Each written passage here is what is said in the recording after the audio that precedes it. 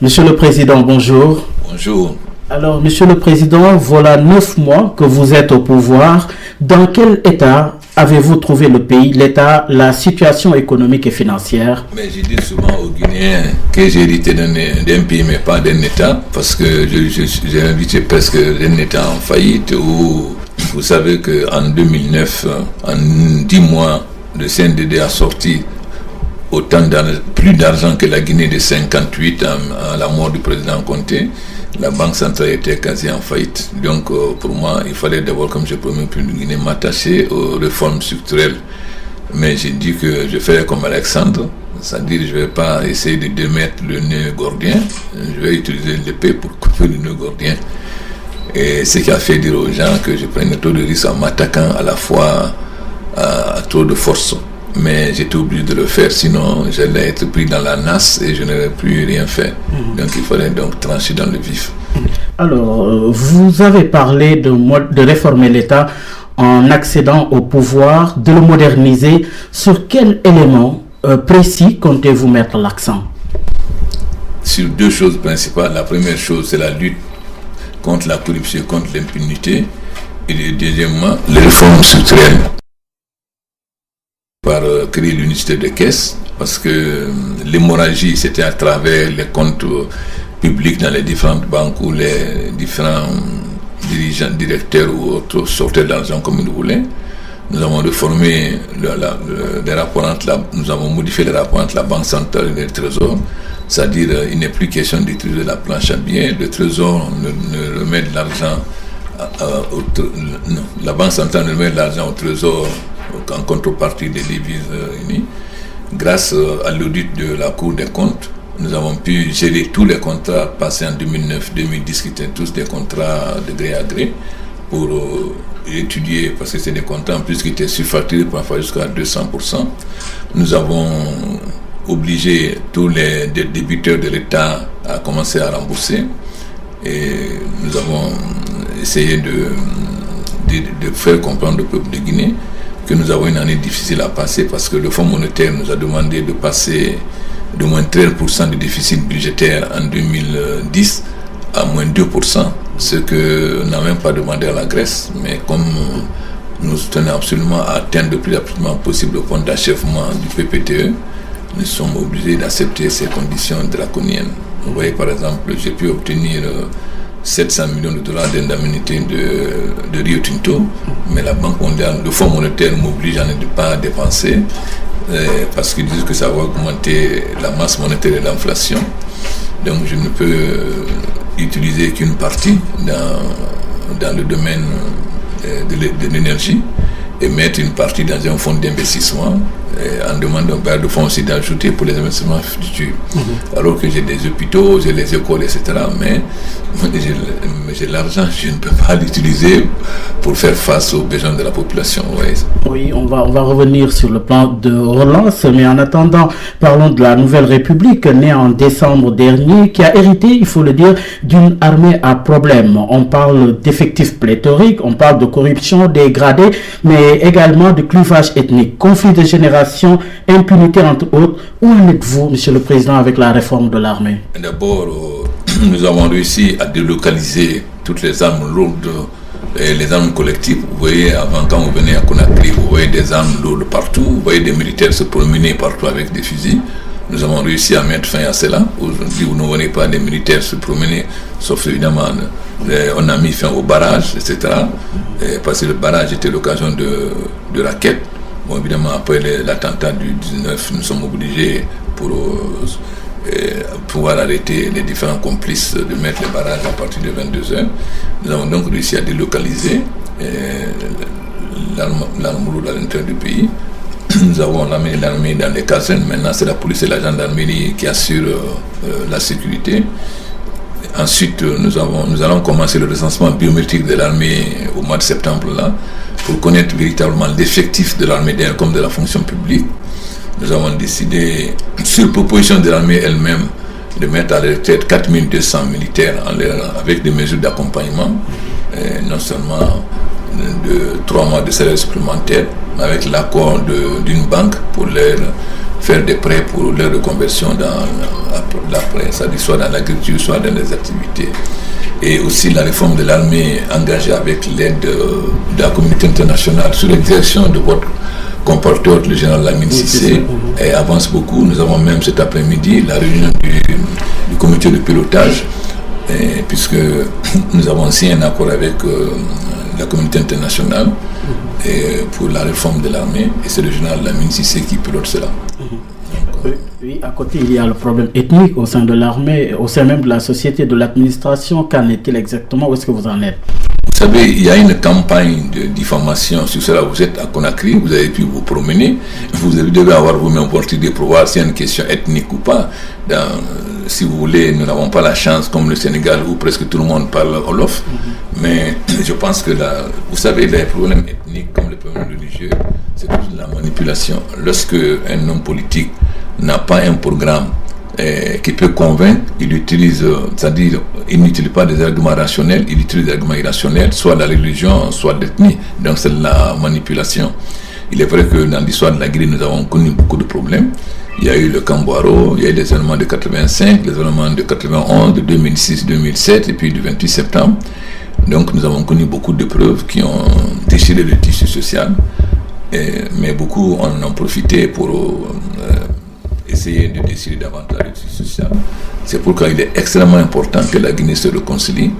Mais nous sommes fait des élections libres et démocratiques.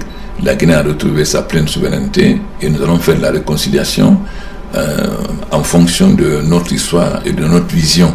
C'est-à-dire, nous n'accepterons plus que quiconque nous dicte la façon de faire notre réconciliation et la façon de faire notre dialogue et la façon d'organiser nos élections.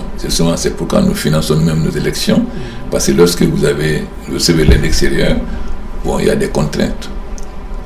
Alors, restons un peu dans le domaine des problèmes ethniques, parce que vos adversaires soulèvent ce problème-là, vous le posent, en évoquant justement des nominations au niveau de l'administration qui seraient dictées par l'appartenance ou non à l'ethnie malinké. Et l'ethnie Peul, justement, dénonce cela et cite des exemples concrets dans le secteur, par exemple, des grands projets, dans certains ministères comme celui de la santé, etc. Quel traitement comptez-vous appliquer à ces problèmes cités? Vous savez, c'est une très grande monolithicité. Vous avez 3 régions en Guinée, la Haute-Guinée, la Forêt et la Basse-Guinée, qui sont d'origine mandin. La Forêt, on dit que c'est l'aîné, c'est Mandinpou, ça veut dire 10. La Basse-Guinée, c'est le cadet, c'est le deuxième, et c'est Mandinfou, ça veut dire 10. Et la Haute-Guinée, le cadet, c'est Mandintan, ça veut dire 10.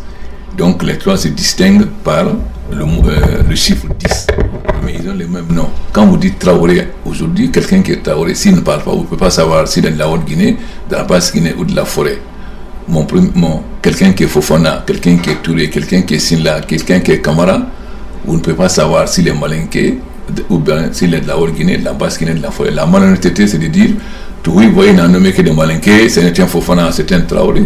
Le ministre de Transport est Traoré, il est de la Haute-Guinée. Le gouverneur de Zéro Corée est Traoré, il est Konon, c'est-à-dire l'ethnie minorité de la Forêt, etc. Donc c'est très facile de dire que tous les hommes sont des malinqués. Vous êtes là, vous pouvez voir vous-même, demander, le premier ministre Fofana, il est Soussou, il est de Forcaria. Le ministre des Mines Fofana, il est de Cancan, etc. Donc c'est extrêmement malheureux. Ensuite, c'est un changement de régime, ce n'est pas un changement de gouvernement. Je ne vais pas mettre à des places des gens qui ont géré. Moi, je ne suis pas venu pour faire l'équilibre ethnique, je suis venu pour redresser la Guinée. Et tous les cadres qui ont fait de mauvaises gestions, je ne peux pas les nommer. Par contre, si j'ai fait un gouvernement, j'ai dit pendant la campagne, je fais un gouvernement crédible à l'intérieur et à l'extérieur. Je n'ai pas pris d'anciens ministres en dehors du ministre des Finances et de 3 militaires, parce que je ne pouvais pas faire autrement. Mais sinon, je n'ai plus que des gens qui n'ont jamais été ministres. Par contre, j'ai pris des gens expérimentés comme conseillers en leur disant que je ne protégerai personne. Celui qui est atteint par l'audit, ce sera son problème avec la justice. Mais en nommant les cadres, je tiens compte de leur comportement au niveau de l'administration passée. Et deuxièmement, lorsque les républicains prennent le pouvoir aux États-Unis, ils changent, les démocrates, tout le monde trouve normal. Lorsque la droite vient au pouvoir, on trouve normal que le président nomme des préfets ou autres de la droite et non pas de la gauche. Ici, on veut que je nomme des gens qui sont manifestement contre ma politique. Vous savez, il faut rétablir les choses. C'est l'UFDG qui a mené une campagne en disant c'est notre tour. Donc ils se sont opposés. Il ne faut pas qu'on déforme l'histoire. Dans la campagne électorale, le seul mot d'ordre de mon vis-à-vis était c'est notre tour. Donc ça a mené tous les autres à se coaliser. Donc c'est eux qui ont rejeté les autres. Mais moi, en tant que président, j'ai dit que la Guinée c'est une voiture. Il y a 4 roues, si vous enlevez une, elle ne peut plus marcher. Donc je tends la main à tout le monde. Mais il ne faut pas qu'on déforme l'histoire. La campagne électorale, on sait ce qui s'est passé. Si une ethnie dit c'est mon tour et s'oppose à toutes les autres ethnies, on tape sur les véhicules, on menace les peuples qui ne soutiennent pas, etc. Voilà la réalité concrète. C'est très facile d'aller sur Internet, raconter des histoires, etc. Aujourd'hui, tous les Malinqués, tous les Soussous, tous les forestiers sont présentés comme Malinqués. Vous êtes en Guinée, demandez Traoré, si il ne vous dit pas, si vous ne l'entendez pas, vous ne savez pas si les Malinqués forestiers ou Soussous. Monsieur le Président, je reste toujours dans le même registre, celui du problème ethnique en Guinée. Pour vous poser la question suivante, ne pensez-vous pas que ce problème doit être traité avec responsabilité par l'élite ou bien les élites politiques guinéennes? Est-ce que concrètement, vous, président de la République, et M. Cellou Dalein Diallo, président de l'UFDG, etc., et d'autres responsables de partis politiques ne doivent pas se mettre autour de la table pour tenir un langage responsable aux Guinéens, pour éviter justement le spectre ivoirien? Mais vous avez vécu le 19 juillet. Comment pouvez-vous vous mettre autour d'une table avec les gens qui n'ont qu'une idée, vous assassiner? Tout le monde sait que si je n'avais pas parlé tôt le matin, ce qui s'est passé en Guinée, tout le monde sait qu'il y a eu la guerre civile. Donc voilà des gens qui disent qu'ils sont des politiciens et qui organisent l'attentat contre un président de la République. Vous êtes journaliste, c'est la première fois qu'il y a un attentat contre un chef d'État de coup d'État sans qu'il n'y ait rien eu. Pacha est le frère de Faure. Depuis qu'il a été arrêté, personne n'a pu lui rendre visite. Ici, moi, j'ai autorisé la Croix-Rouge, j'ai autorisé les ambassades à aller rendre visite, etc. Et j'ai dit aux populations de ne pas sortir, que chacun n'a qu'à vaquer à ses occupations. Je ne veux pas de manifestation de soutien, vous êtes à Conakry. Mais parce que vous ne pouvez pas dialoguer avec les gens qui veulent plonger les pays dans la guerre civile. Le plan de la réconciliation nationale en Guinée n'est pas l'affaire des hommes politiques, c'est l'affaire du peuple de Guinée et de l'ensemble. C'est pourquoi j'ai confié à Monsieur Gomez, l'archevêque, et au grand imam de la grande mosquée. Moi, je reçois tout le monde. Mais Monsieur le Président, vous avez parlé de tentative d'assassinat. Qui a fait le coup et avec quelle complicité? Mais nous savons très bien que le numéro 2 de l'UFDG, Baouri, qui a fui, nous savons très bien qu'il a été un des principaux organisateurs ici à l'intérieur. Et c'est quand même le numéro 2 de l'UFDG. Je n'ai pas voulu qu'on l'arrête parce que j'ai dit qu'il faut attendre d'abord que la justice lance un mandat d'arrêt, ce qui lui a permis de fuir. On a dit partout que je l'ai tué. Après, il a parlé sur RFI. Lui-même, il a dit qu'il ne pouvait pas il a avoué qu'il ne pouvait pas ne pas agir. Bon, et aujourd'hui, on laisse la justice faire. Mais quand même, quand le numéro 2 officiel parti est un des cerveaux, sans compter ceux qui venaient à Dakar, à l'hôtel président, etc. Mais d'autant plus qu'on parle d'implication de 2 pays voisins, notamment la Gambie et le Sénégal, vous en dites quoi? J'ai clairement dit au ministre Mani Kenyan et au ministre des Affaires étrangères de Gambie que j'estime que l'attentat, que les choses ont été préparées à l'hôtel président à Dakar et qu'il y a des va-et-vient de Gambie et que j'estime que cela ne pouvait pas se faire à leur insu. J'étais très clair, j'ai dit à votre ministre des Affaires étrangères de façon claire que je pense qu'il y a la complicité du gouvernement sénégalais comme la complicité du gouvernement gambien, même s'ils disent qu'ils ont manqué de vigilance, etc. Mais j'étais très clair. Mais comment en êtes-vous venu alors à pointer du doigt ces 2 pays? Mais parce que toutes les réunions se faisaient à l'hôtel président et Sadaka disait à qui voulait l'entendre qu'il allait faire un attentat contre moi. Demandez à l'ambassade de France ici. Je les ai informés plusieurs fois en disant les gens sont en train de préparer un attentat contre moi à Dakar. J'ai informé ici, j'ai informé certains pays amis. Mais Oui. Est-ce que vous avez discuté de cette question avec le président Wade? Je n'ai pas eu l'occasion encore, mais j'ai discuté avec son envoyé. Mais je pense que le ministre d'État de Koura, quand il est venu ici, quand il a écouté les gens, il a informé le président Wade que pour les Guinéens, tout a été préparé. Moi, je n'ai pas dit ça avec lui, que tout a été préparé à Dakar. Et quand le ministre est venu, je lui ai dit effectivement que c'est le point de vue des Guinéens. Mais est-ce que, monsieur le président, excusez-nous, est-ce que vous n'êtes pas un peu parano par rapport à la situation que vous vivez? Est-ce que ce n'est pas le fait que monsieur Dalen Diallo, qui est un de vos adversaires politiques les plus coriaces, séjourne régulièrement à Dakar qui vous fait penser à cela? Mais je n'ai jamais parlé de Sénou Dalen, j'ai parlé des gens qui se réunissent à l'hôtel, on les connaît, Tibou Kamara, comme Sadaka, etc. Je n'ai jamais parlé de Sénou Dalen. Mais moi, pendant que j'étais opposant, je suis tout le temps à Dakar. Donc j'avais de très bons rapports avec le président Diouf et de très bons rapports avec le président Wade, que ces jours là-bas, c'est pas mon problème. Mais lorsque les gens font des réunions pour préparer un attentat contre moi aussi au vu de tous, pourquoi je n'accuse pas le Mali, pourquoi je n'accuse pas le Libéria et la Sierra Leone? Et pourquoi la Gambie? Mais parce que, par exemple, quand je prends Tibou Kamara, sa femme est la sœur de la femme du président Yaya Jammeh, et il est tout le temps là-bas. Tibou Kamara a quand même dit à Malabo, l'armée va marcher sur le palais. Demandez aux Guinéens qui sont en Guinée équatoriale, ils étaient tous convaincus quelque chose ou de le demander. Est-ce que vous venez présenter l'ambassadeur de la guerre au Sénégal? On parle des élèves qui se prononcent pour filtrer les élèves. Est-ce que le bruit, quand même, il y a du bruit à Dakar concernant ce cas? Non, les ambassadeurs ont été rappelés par le régime de transition. Aujourd'hui, je suis obligé de nommer dans les pays voisins des gens expérimentés pour quand même suivre les établissements communs. Et puis, ce jeune est qui a été mis. Et je veux le Sénégal a une tradition de nommer les généraux comme ambassadeurs. Tout le monde trouve ça normal. Mais ces généraux, jamais on a, depuis le Diouf, on nomme des généraux comme ambassadeurs. Et certains ont dirigé des services. Alors je ne vois pas qu'est-ce particulier la sécurité de l'armée. Dakar est à surveiller. Je ne surveille aucun axe. J'ai dit que je me dispose pour négliger la partie pays que sur le pays. Dakar a toujours été un acte important. Comment vous strictement vers un contrôle dangereux pour vous? Non, pour moi, il n'y a pas de situation incontrôlée. Moi, je suis un panafricain. J'ai dit au ministre des Affaires étrangères, m'indiquer que Alpha va passer, Wade va passer, mais Guinée et le reste sont des peuples frères. Et que tant de là, les peuples pas après un moment, moi c'est d'après un moment, mais les peuples sénégalais, les peuples guinéens ils sont bien ensemble de moi. Qu'est-ce qui s'est passé, je suis au courant.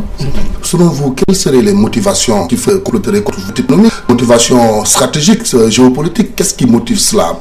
Je pose la question, d'autant plus que la Guinée est réputée être un pays riche en ressources minières, etc., et qui focalise aujourd'hui tous les enjeux au niveau mondial. Poser la question aux autres, moi je n'ai pas à répondre sur les motivations des gens. Moi, maintenant, je vais m'organiser pour protéger la Guinée, c'est tout. Les gens ont leur motivation, je n'ai pas à m'exprimer là-dessus. On a l'impression que vous ne voulez pas tout nous dire, monsieur le président, excusez-nous, que vous censurez. Je veux faire remarquer que je ne suis plus un opposant, mais je suis président de la République et que j'ai décidé d'un pays et que la Guinée doit avoir une politique de bon voisinage avec tous ses voisins. Et je suis un grand panafricaniste, parce que vous savez que j'étais président de la FENF, donc mon rôle et de mettre l'accent sur ce qui nous unit et d'essayer de diminuer ce qui nous divise. Est-ce que ce qui vous divise n'est pas plus important que ce qui vous unit présentement?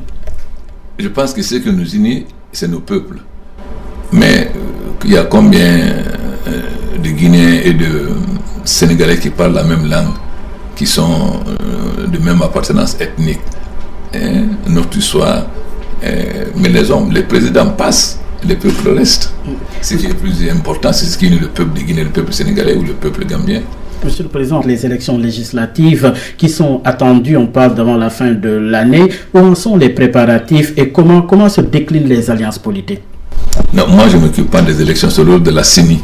Je pense qu'il y a une commission nationale électorale indépendante qui est chargée d'organiser les élections. Et mon rôle, c'est de mettre les moyens à leur disposition. Parce que vous savez, la situation en Guinée a fait que nos élections étaient organisées avec l'aide extérieure. Contrairement aux autres pays, nous voulons maintenant financer nos propres élections afin que nous soyons maîtres de notre destin. Parce que si vous êtes obligés de tendre la main pour organiser vos élections, il y a un président qui me disait, mais Alpha, moi, je budgétise, je prévois dans le budget les dépenses d'organisation de mes élections. Donc, ce que le gouvernement fait, c'est de mettre les moyens à la disposition de la CENI. Je pense que pour quand vous êtes là, encore, je crois, jusqu'à demain, allez rencontrer le président de la CENI, il vous dira exactement où il en est pour les élections législatives. Ce que j'ai dit, c'est que désormais, il y a eu des élections libres et démocratiques. La Guinée a choisi son président et la Guinée va organiser ses élections. Vous savez, le président Yahi Boni, quand il a voulu faire le recensement, l'opposition a dit qu'ils vont boycotter. Mais personne n'a rien dit. Mais l'opposition a été obligée d'aller au recensement. Ils ont demandé le report une fois, il a reporté une fois, une deuxième fois, il a refusé. Mais personne n'a trouvé rien à dire. Aujourd'hui, il y a le recensement en Mauritanie, il y a des problèmes. Personne n'intervient sur la communauté internationale. Donc il faut que les gens sachent maintenant que la Guinée n'est plus sous tutelle. Et on n'est plus dans une période de transition. On avait besoin du groupe de contact. Aujourd'hui, nous sommes sortis des élections et nous sommes maîtres de notre destin. On vous reproche aussi de retarder la date des échéances législatives. Que répondez-vous à ces accusations? Mais enfin, comment je vais retarder la date? J'ai dit tout simplement, vous savez, sous Conté, les gens ne votaient pas parce qu'ils disent que vous votez ou pas, ça ne sert à rien, il va y avoir 80%. Bon, ensuite, les gens n'avaient pas conseil militaire. Ensuite, il y avait l'impôt de capitation. Si vous avez 10 personnes adultes, si vous les recensez, vous payez 10 fois l'impôt. Donc les gens dans les campagnes ne se faisaient pas recenser. Ensuite, la plupart des Guinéens n'ont pas de carte d'identité. Par contre, vous avez beaucoup d'étrangers, des Sud-Africains, des Sud-Américains, qui ont des cartes d'identité, des cartes des passeports guinéens. Donc aujourd'hui, nous voulons une élection libre, démocratique et inclusive. Je n'ai aucun intérêt enfin, les gens qu'on va recenser, ce sont les Guinéens qui vivent en Guinée. Je ne vais pas aller chercher des gens sur la planète Mars pour dire que je vais retarder.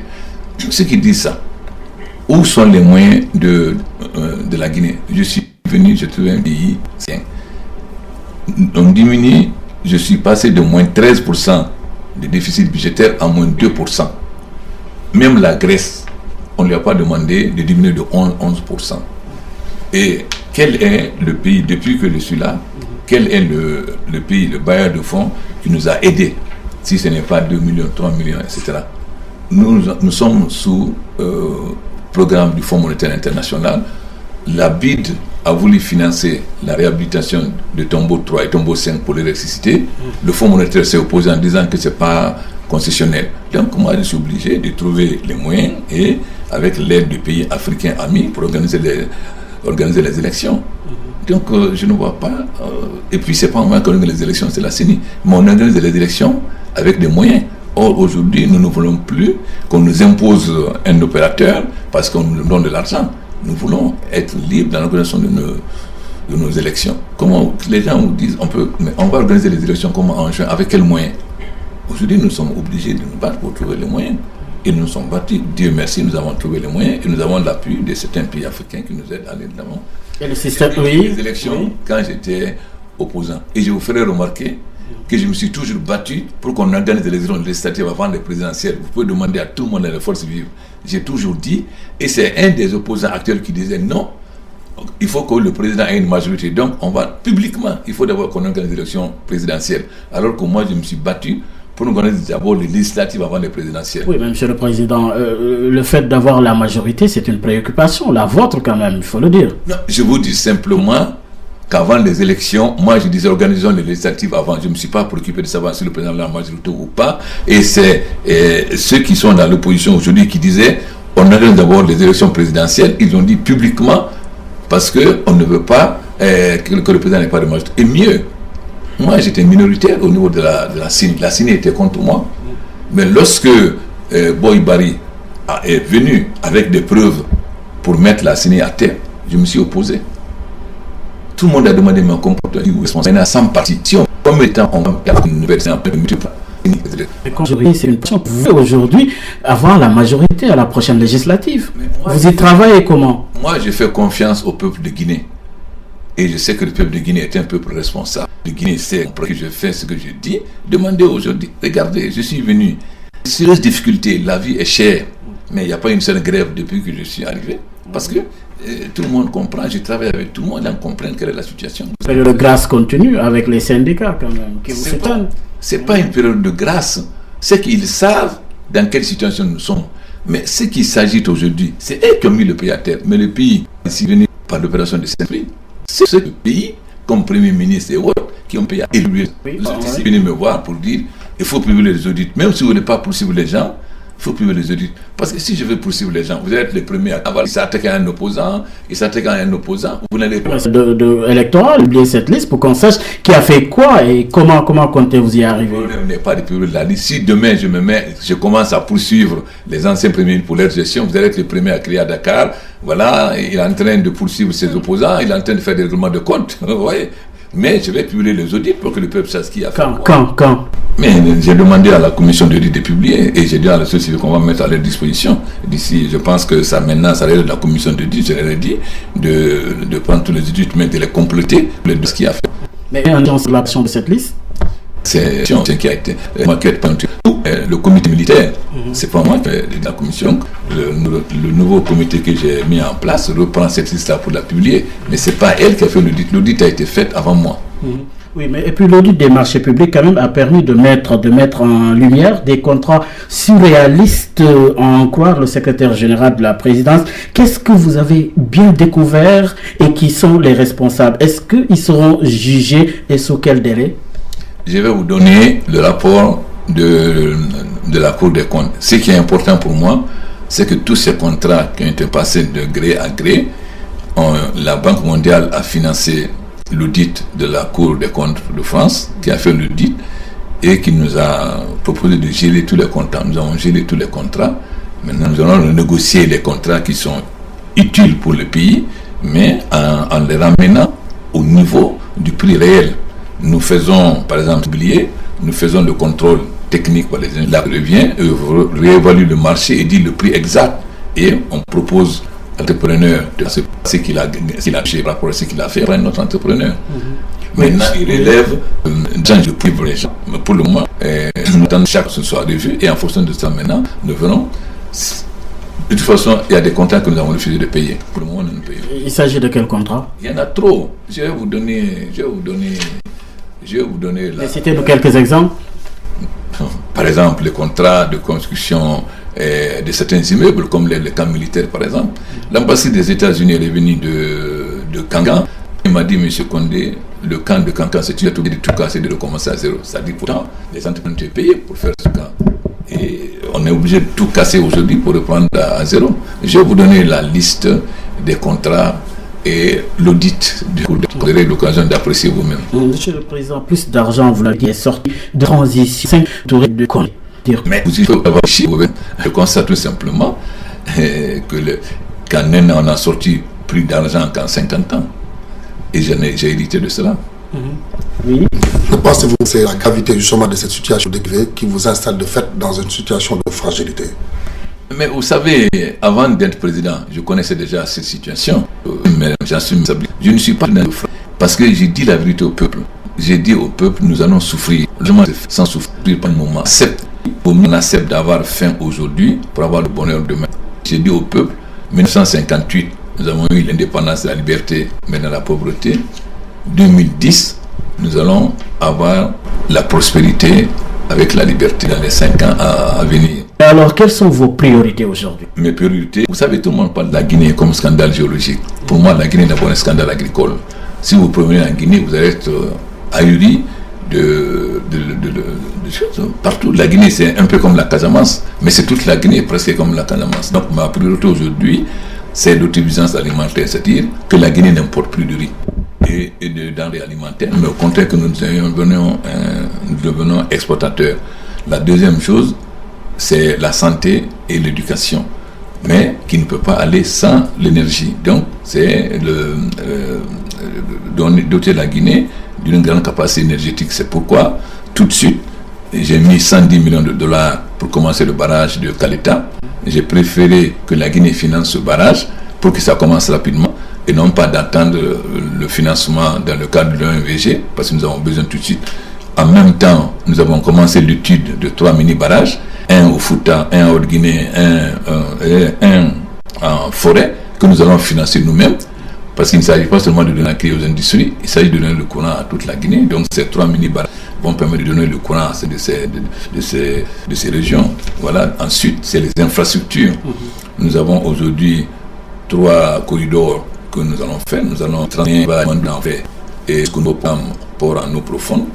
Nous avons le chemin de fer Conakry-Kankan qui existait avant, mais j'ai discuté avec le président ATT pour qu'ensemble nous cherchions le financement afin que ce chemin de fer passe par le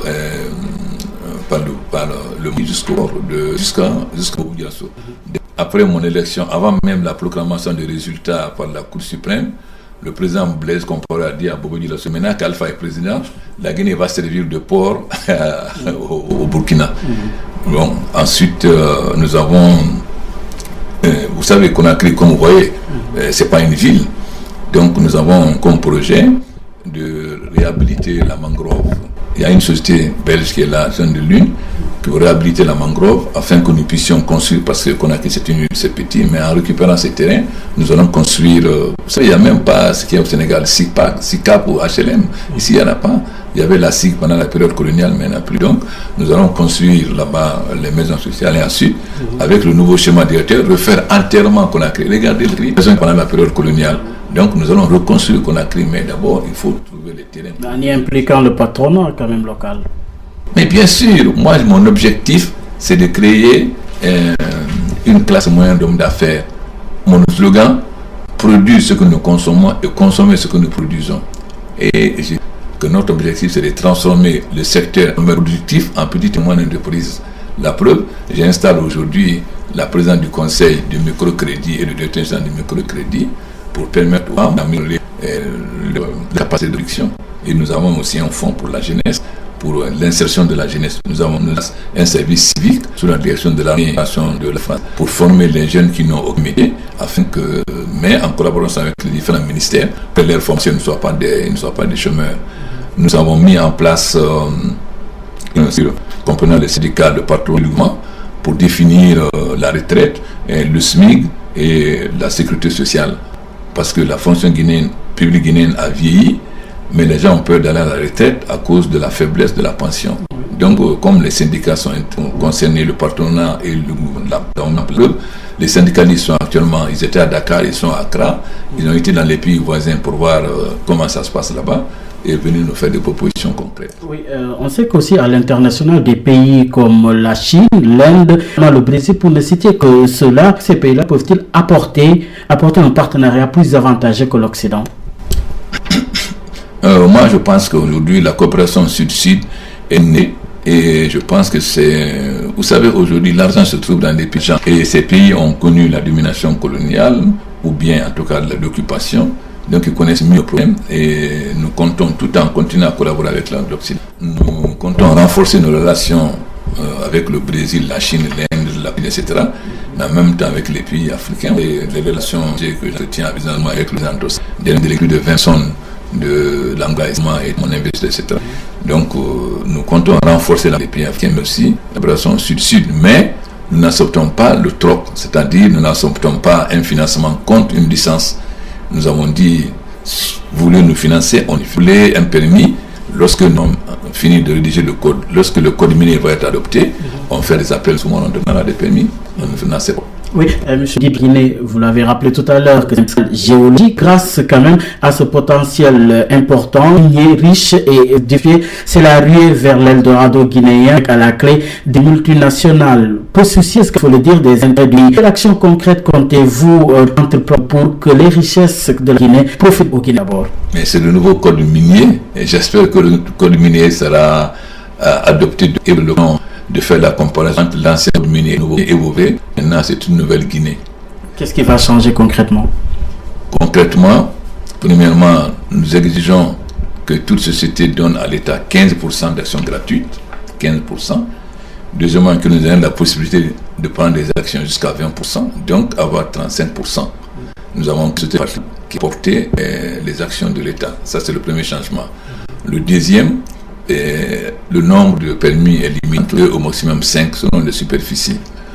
Troisièmement, les infrastructures ferroviaires et portières doivent appartenir désormais à la Guinée. Quatrièmement, la Guinée va avoir la possibilité de commercialiser elle-même une production correspondant à sa participation au capital. Et cinquièmement, il n'y a pas de droit d'option, c'est-à-dire demain, nous pouvons vendre à qui nous voulons une partie de nos actions. Nous exigeons ensuite de chaque société qui nous donne un business plan pour nous dire quand est-ce qu'il passe de la production de la simple matière première à la transformation. Enfin, nous disons que le directeur général adjoint et le directeur des ressources humaines nécessairement guinéen et qu'au bout de 5 ans, le directeur général doit être guinéen. Ensuite, nous avons une disposition contre la corruption.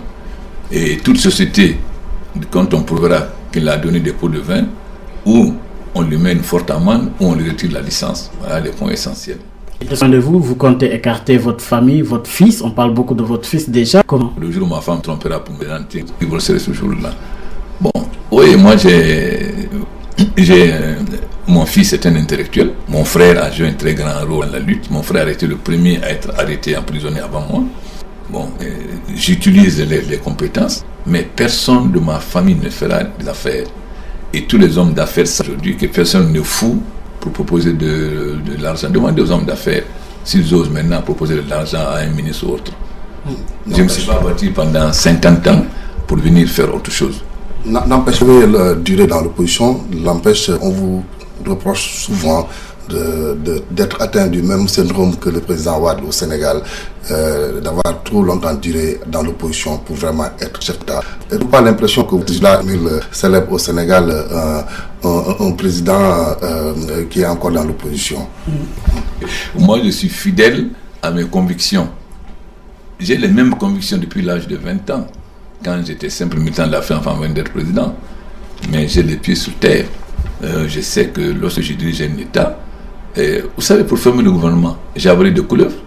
Lorsque le général Sekouba m'a demandé, il faut que tu gardes tel militaire, est-ce que je pouvais faire autrement?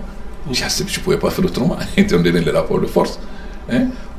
Ça veut dire que, en tant que président, je dois tenir compte.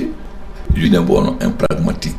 C'est-à-dire, si le Sénégal a réussi dans tel secteur, je dois me poser la question pourquoi le Sénégal a réussi et voir qu'est-ce que je peux tirer de l'expérience, comme des chinoises, de l'expérience sud-africaine, etc. Et moi, j'étais un opposant, mais j'étais un opposant qui avait des relations avec beaucoup de chefs d'État. Donc, j'ai eu toujours, j'ai tout par des chefs d'État, à fond, et bien. Ça veut dire que vous vouliez prendre une liberté pour plus d'économie? Non, je pense que le développement économique ne peut pas aller sans liberté. C'est par exemple, j'ai dit produire ce que nous consommons et consommons ce que nous produisons. Mais je ne vais pas faire l'erreur de Sankara de dire tout le monde doit porter le faso d'Anfani. Parce que si je dis aujourd'hui tous les Guinéens doivent porter le faso par les cordonniers de là-bas, les gens vont dire atteinte à ma liberté. Mais ce que j'explique, que vous les cadres, vous devez donner l'exemple. Si les liens font du père aujourd'hui, c'est parce que les artisans ont eu l'occasion de développer et de pouvoir dire que nous sommes, il faut qu'on consomme ce que nos coordonnées produisent. Mais si vous vous dites préférez les Italiens, mais pas par la force, je fais par l'éducation en convainquant les cadres principalement de porter les chaussures fabriquées en Guinée, de porter les tenues fabriquées en Guinée. Donc le développement, je suis pour une formule de Garaudy, c'est créer le tal, c'est-à-dire l'homme qui s'épanouit dans toute sa diversité. Je ne peux pas créer l'homme total en mettant en cause la liberté. Ça veut dire que vous allez quand même protéger la production locale. C'est les gens qui nous parlent de libre-échange. Vous avez pour faire la guerre avec l'Angleterre. Tout simplement, étant avancé, voulait le libre-échange, et l'Angleterre, la France, voulait le protectionnisme. Donc, l'Asie protège, lui, dans son marché. Il subventionne leur produits. Vous savez qu'en France, on arrache les vignes et on finance, on stocke la viande qu'on va prendre à un prix vil hier à l'Union soviétique pour protéger le marché. Mais le protectionnisme et la défense des intérêts nationaux, ça n'a pas été inventé par les Guinéens. J'ai dit, vous venez 2 ans, moi français dedans. Mais pourquoi vous ne dites pas comment le français quand il y a 2 ans faites pour vous développer quand vous étiez dans notre situation. Et aujourd'hui, nous appliquons une politique des pays post-industriels. La vigilance industrie, c'est les finances, la preuve, la grande crise financière, parce que les gens qui gagnent de l'argent aujourd'hui gagnent en spéculant en bourse. C'est pas ceux qui pourraient gagner aujourd'hui. Donc ils sont aujourd'hui à un stade post-industriel. Et moi je suis dans un stade pré-industriel. Comment voulez-vous que j'accepte de mêler la politique qu'ils ont en production guinéenne, mais en respectant les règles de la CEDEAO, c'est-à-dire la libre circulation entre les pays africains, Mais en dehors de la CEDEAO, je protégerai le marché guinéen, c'est clair. Oui, mais Monsieur le Président, venons-en à la diplomatie. Cette diplomatie avec la politique étrangère de la Guinée qui ne s'est pas encore illustrée par une diplomatie active et efficace. Comment allez-vous vous y prendre pour redynamiser ce secteur et diversifier les partenaires de la Guinée? Que je suis là seulement, ça fait seulement 9 mois et qu'il n'y avait pas de diplomatie. Mais nous sommes en train là. Les ambassadeurs avaient été rappelés, ils n'avaient pas été payés. J'ai payé tous les arriérés des 12 mois de 2010. J'ai envoyé les billets. Je suis en train de nommer de nouveaux ambassadeurs. Et nous sommes en train de développer des relations avec les pays émergents. Vous savez qu'en Guinée, quand je suis venu, j'ai constaté qu'il n'y avait même pas d'ambassadeur d'ici. Comment on peut concevoir qu'un pays africain qui puisse se développer n'est pas seulement ou la corruption de cela? Je suis en train de nommer des ambassadeurs, aussi d'accueillir de nouveaux ambassadeurs, de demander au pays, je viens de demander à l'ambassadeur du Sud que je souhaite qu'il y ait une ambassade des pays scandinaves ici et que je vais ouvrir une ambassade dans Scandinavie. Nous sommes en train d'échanger les ambassadeurs avec la Turquie, avec la Corée du Sud, avec l'Inde, etc.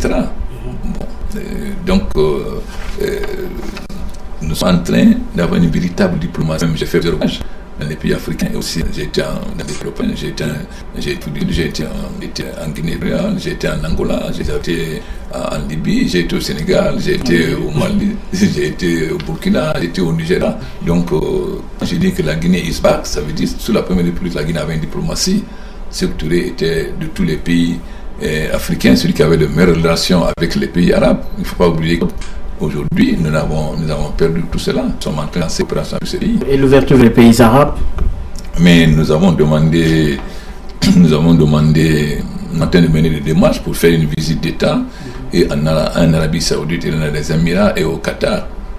Parce qu'aujourd'hui, je pense que les dirigeants arabes se rendent compte qu'il y a déjà un intérêt d'investir en Afrique. Parce qu'on met l'argent dans les banques, on voit ce qu'il y a avec Ben Ali, avec Moubarak, et comment comprendre ici en Afrique donc nous devons profiter de ces. Alors parlons quand même de vos rapports avec la Libye. On sait que la Guinée a reconnu le 28 août dernier le CNT, alors que l'Union africaine hésite encore. Si vous demandez au président ATT, il vous dira que c'est Alpha qui a permis qu'on inscrive le problème libyen au comité de paix et de sécurité. Pendant mon séjour à Paris, j'ai dit clairement que je suis contre toute intervention étrangère en Libye. Non seulement je l'ai dit directement au président français, mais je l'ai dit dans une interview dans le Figaro. J'ai toujours dit que la Guinée est pour que les problèmes africains soient résolus par l'Afrique. Et j'ai dit le fonctionnement de l'Union africaine. J'ai dit que l'Union africaine, on va le dire à 8h, on se réunit à 11h, les chefs d'État partent, etc. J'ai dit qu'il faut d'abord que nous-mêmes nous devenons responsables pour que l'Union africaine devienne ça. Mais j'étais aux États-Unis avec trois collègues, le président de Côte d'Ivoire, le président de Bénin, le président du Niger, tout le président du Niger, parce que nous sommes des anciens militants de la FEANF. À partir du moment où ils ont connu, j'ai estimé ne pas du service, mais je connais que la Guinée qui est un moyen national et qu'il y a des négociations pour qu'il y ait un moyen national. Ma position est très claire. Oui, votre position est très claire, mais aujourd'hui avec le CNT, vous avez reconnu le CNT, mais comment voyez-vous les révolutions en cours en Afrique et surtout dans le Maghreb? J'ai dit, n'est pas arabe, c'est un africain et arabe. Moi, je constate avec un certain nombre de chefs d'État, comment nous allons faire pour faire évoluer l'Union africaine, notamment en créant au moins 4 postes de ministres africains, c'est-à-dire un ministre de l'énergie, parce que nous avons des grandes potentialités énergétiques, INGA 1, INGA 2, mais un seul pays ne peut pas le faire. Je demande qu'on suive l'exemple de l'Union européenne qui a commencé par l'Union charbon-acier. Le problème de l'Europe, c'était le charbon et l'acier, ils ont commencé par là. Le problème, c'est l'énergie, c'est le commerce intérieur, c'est les infrastructures. Je dis donc, un ministre de l'énergie qui va mener la politique énergétique africaine pour que le courant, parce que ce sera tous les pays. Un ministre de commerce, pourquoi? Parce que lorsque j'ai demandé un jour au président du Burkina pourquoi il fait une cimenterie alors qu'il y a une cimenterie, il dit mais Alpha, le jour où ça ne va pas, et il demain ferme les frontières. Donc je veux expliquer que la relation commerciale économique soit détachée des relations politiques. Quels que soient les rapports entre deux pays africains, que ça ne touche pas le fonctionnement économique.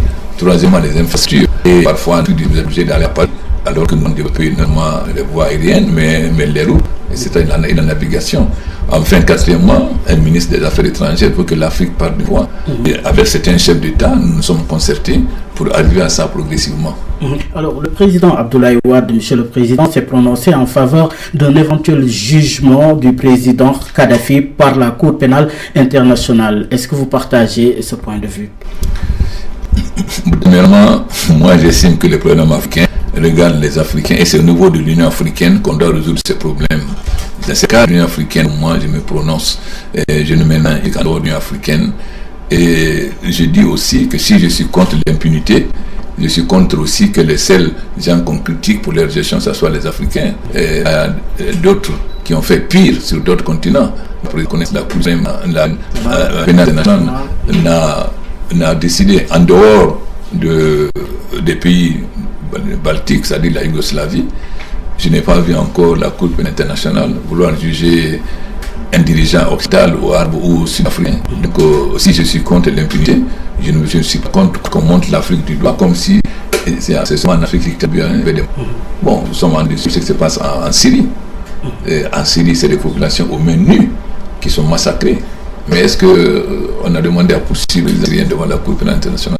Oui, après la crise ivoirienne, plus ou moins arbitrée par l'Occident, il y a la crise libyenne qui cause le même destin. On entend souvent parler d'ingérence de l'Occident dans les affaires africaines. Quelle est votre position? C'est notre faute. Le jour où nous serons assez responsables pour donner les moyens à l'Union africaine, si on convoque la réunion à 8h, tout le monde est là. C'est au moins 10 sujets, alors nous avons un demi-con. Quels sont réellement les problèmes africains? Regardez Malabo. On avait un seul sujet à l'ordre du jour. Tous les systèmes. Lorsque les étrangers ont adopté un projet, ils n'en ont plus à discuter. Donc Malabo déjà a été un premier pas. Pour qu'il n'y ait pas de gens d'État africains qui viennent de les responsabilités, nous avons décidé de positionner.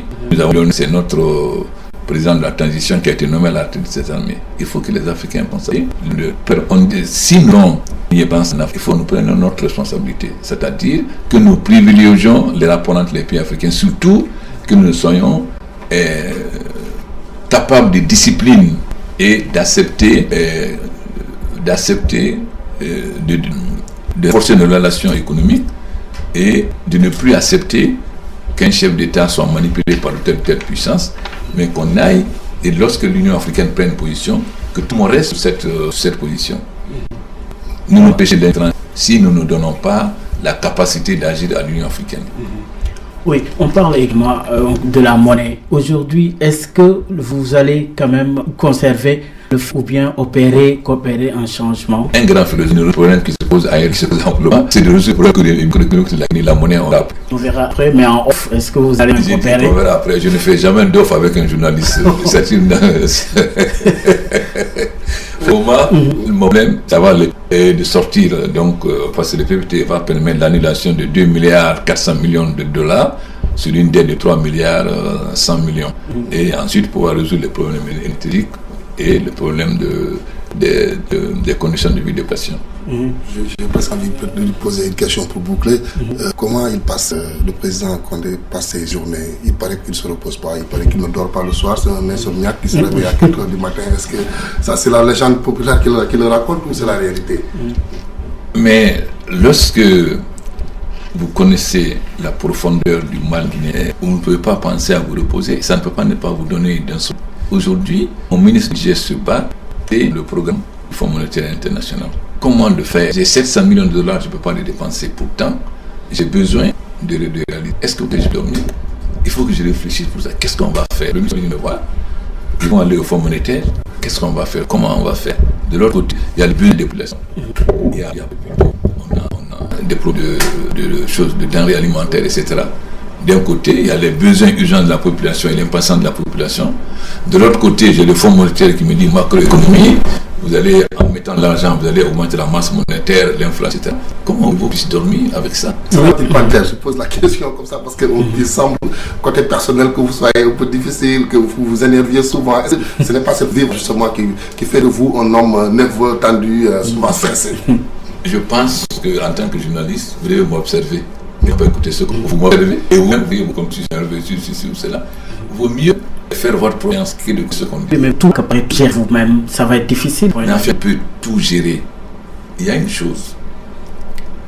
Vous savez, quand Tony Blair est venu, il m'a dit, il a dit au Premier ministre, quand j'étais à Downing Street, j'étais obligé de m'occuper de tout pendant un moment. Le ministre est venu, il a voulu faire autrement, mais il est obligé. Donc j'étais obligé de centraliser à Downing Street, demander au président, au Premier ministre, Tony Blair. La nation guinéenne s'est installée pendant des années dans des très bonnes habitudes. La corruption, la gabegie, etc., l'absence de travail, les ministères, tout le monde défile dans les ministères. Aujourd'hui, d'aller dans les ministères, si vous voyez les gens défiler. Donc il faut donner l'exemple. C'est le changement. Ce n'est pas le changement matériel, c'est le changement dans tête, dans l'esprit. Quand les ministres savent, je suis le dossier. Quand un événement vient, je le reçois. J'appelle moi ministre pour prendre rendez-vous pour que je le reçoive. En s'attendant que le ministre vienne me donner son devis. Donc le ministre ne peut pas dire je n'ai pas le temps. Tout investisseur qui vient ici, même s'il doit rencontrer le ministre qu'on a la journée, parce que moi je prends j'appelle les gens, il faut que pendant le président s'implique afin de donner une nouvelle façon d'agir. Lorsque les ministres vont s'habituer à une nouvelle gestion, quand vous êtes en ville, on vous dit Alpha c'est un blanc, il a autrement c'est un blanc. Qu'est-ce que ça veut dire un blanc? C'est-à-dire parce que les gens ne sont pas habitués à la rigueur dans la gestion. En Guinée, lorsque vous êtes rigoureux, on dit que vous êtes méchant. Vous êtes véridique, on dit que vous êtes impoli. Lorsque vous êtes honnête, on dit que vous êtes un maudit parce que vous ne voulez pas. Voilà un peu l'esprit d'ensemble. Pour changer ça, il faut que je m'implique moi-même. Mais dire que je me complique, comment je peux m'occuper? Et le Premier ministre a son rôle. Le Premier ministre gère le gouvernement. C'est vous qui dites que vous ne le voyez pas. Le Premier ministre, tout le temps, le chantier, il est à l'intérieur du pays, partout. Il ne faut pas oublier que la Guinée est un régime présidentiel. Ce n'est pas un régime parlementaire, c'est un régime présidentiel. Mais c'est bien. On voit le président Sarkozy partout. On voit le président Obama partout. Ça dit ce que je ne comprends pas. C'est comme si nous, les Africains, on est différents des autres. On est des chefs d'Occident ou autres, ou là et tout. C'est comme nous, on n'a pas le droit à ce que les autres font. Quand le président américain voyage, il est commis voyageur. Il cherche à vendre le Boeing, etc. Il cherche à voyager avec les hommes d'affaires africains. Quand le président Sarkozy voyage, il cherche à vendre le Rafale. Moi, quand je suis le premier président qui soit parti à Paris avec les hommes d'affaires, quand je voyage avec les hommes d'affaires, je ne suis pas venu réguler le drapeau pour être le commis voyageur de la Guinée et des hommes d'affaires guinéens et les investisseurs. Il faut que les hommes d'affaires guinéens se développent. Oui. Dernière question, le franc par au franc CFA. Est-ce que vous avez une glisse pas? Vous pouvez retourner de toute forme. Ma réponse est la même. L'humanité ne résout que les problèmes qui se posent à elle. Pour le moment, mon problème, c'est de FPTE. Ce n'est pas le problème de la monnaie. Je sais qu'il y a beaucoup de pression de beaucoup de chefs d'État. Tous les jours, on me dit qu'il faut venir dans la zone franc. Vous savez, quand on était à Washington, Alassane, actuellement, il a dit à Yahya Bouni, alors, où en es-tu dans ta mission? Sa mission de convaincre Alpha de venir dans la zone franc. Il dit, Alassane, attends au moins que je ne sois pas là pour demander à Yahya Bouni. Quel a été votre lecture? Oh, je me rappelle même, honnêtement. Je suis tellement fatigué que je ne me rappelle pas. Honnêtement, je ne sais plus, je ne vais pas vous mentir. J'ai beaucoup de livres. En fait, je ne vais pas vous mentir. Si je m'en ai, vous allez mentir. Mais je suis, parce que je lis un peu les livres politiques, pardon. Je vois pas bien envoyer le livre de François Sarkozy, aussi le livre sur la dette, etc. Donc, j'ai même deux pro-guinéens. Le Sénégal a un avantage sur nous, que je leur envie. Ils sont très portés sur la culture. Et ils lisent beaucoup. Parfois même, ils sont un peu grandiloquents. Ils aiment les phrases en flanc. Mais au moins, ils sont cultivés, ils aiment se cultiver. Nous, on a peur de la bibliothèque. Même les médecins ou les gens qui travaillent, et ils lisent peu. Mais quand vous ne lisez pas, vous ne voyez pas l'évolution dans votre secteur. Un médecin qui reste 10 ans sans lire les brochures médicales, n'est pas l'évolution. Donc je veux que, moi, voilà un exemple par exemple que je souhaite copier au Sénégal, c'est-à-dire le goût de la lecture, le goût du débat intellectuel. Monsieur le Président, quel est votre rêve? Mon rêve, c'est que Dieu me donne vie pour que j'assiste demain à l'Afrique unie, le rêve de Nkrumah. Vous savez, j'ai lu le discours de Nkrumah à la création de l'Union de l'EUA, multiplié pour donner à beaucoup de chefs d'État. Regardez, Nkrumah dit, si l'Afrique n'unit pas, c'est arrivé. Et je souhaite que vous lisez le discours de Nkrumah, président de l'UA. Vous verrez qu'il a eu raison. Tout ce qu'il a dit, si on ne s'unit pas, voilà ce qui va arriver, ce qui s'est arrivé. Je souhaite que le rêve de Nkrumah se réalise de mon vivant. Monsieur le Président, je vous remercie. Merci.